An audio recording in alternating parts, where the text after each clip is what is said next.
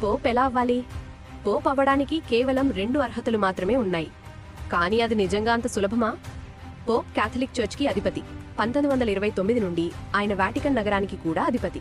కానీ మీరు ఎలా అవుతారు? సాంకేతికంగా 2 అర్హతలు మాత్రమే ఉన్నాయి. మీరు పురుషుడిగా ఉండాలి మరియు క్యాథలిక్గా ఉండాలి. మీరు క్యాథలిక్గా జన్మించకపోతే మీరు మతం మారాలి.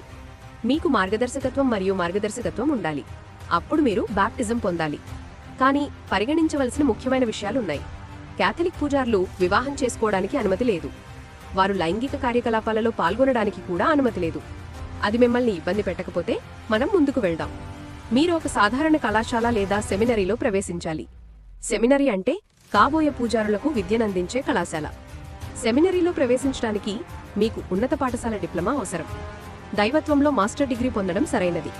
ఒక పూజారి తన సమాజ శ్రేయస్సుకు బాధ్యత వహిస్తాడు. కాబట్టి మీరు మంచి ఆధ్యాత్మిక నాయకుడిగా ఉండాలి.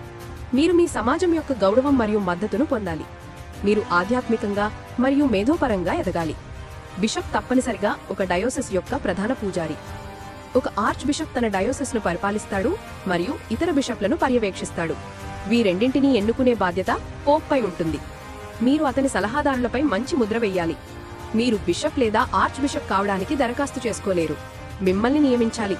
తదుపరి దశ కార్డినల్ కావడం. పోప్ ఒక నిర్దిష్ట డయోసిస్కు కార్డినల్స్గా ఆర్చ్ బిషప్లను ఎంపిక చేస్తారు. అన్ని ప్రాంతాలకు కార్డినల్ ఉండదు. మీరు అలాంటి ప్రాంతాల్లో నివసిస్తున్నారని నిర్ధారించుకోండి.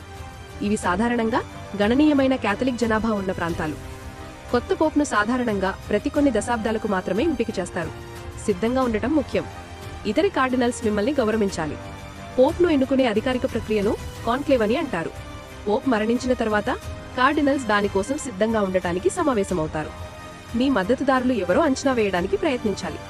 నామినేషన్ను అంగీకరించడానికి మీరు సిద్ధంగా ఉన్నారని స్పష్టం చేయండి. కార్డినల్స్ పాలక బృందం సమావేశమవుతుంది. ఈ బృందం సిస్టీన్ చాపెల్లో సమావేశమవుతుంది. మిగతా వారందరూ ప్రవేశానికి అనుమతి లేదు. కాన్క్లేవ్ అంటే లాటిన్లో కీతో లాక్ చేయబడింది అని అర్థం. సాధారణంగా కాన్క్లేవ్ జరగాలంటే ప్రస్తుత పోప్ మరణించాలి. పోప్ రాజీనామా చేయడం చాలా అరుదు. పోప్ మరణించిన 15 నుండి 20 రోజుల తర్వాత కార్డినల్స్ సమావేశమవుతారు.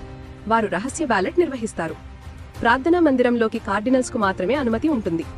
మొదటి రోజు మధ్యాహ్నం ఒక బ్యాలెట్ నిర్వహించబడవచ్చు. పోప్ ఎన్నిక కాకపోతే ప్రతిరోజు 4 బ్యాలెట్లు నిర్వహించబడతాయి. పోప్గా ఎన్నిక కావడానికి కార్డినల్ 3/2 ఓట్లను పొందాలి. పోప్ తరపున ప్రచారం చేయడం సముచితం కాదు. అయితే ప్రసిద్ధ కార్డినల్లు లగ్గు. కాబట్టి పాపల్ కాన్క్లేవ్లో కొంతమంది అభ్యర్థులను మాత్రమే పరిగణిస్తారు. మీ సహచరుల నుండి మంచి పేరు మరియు గౌరవం కలిగి ఉండటం చాలా ముఖ్యం.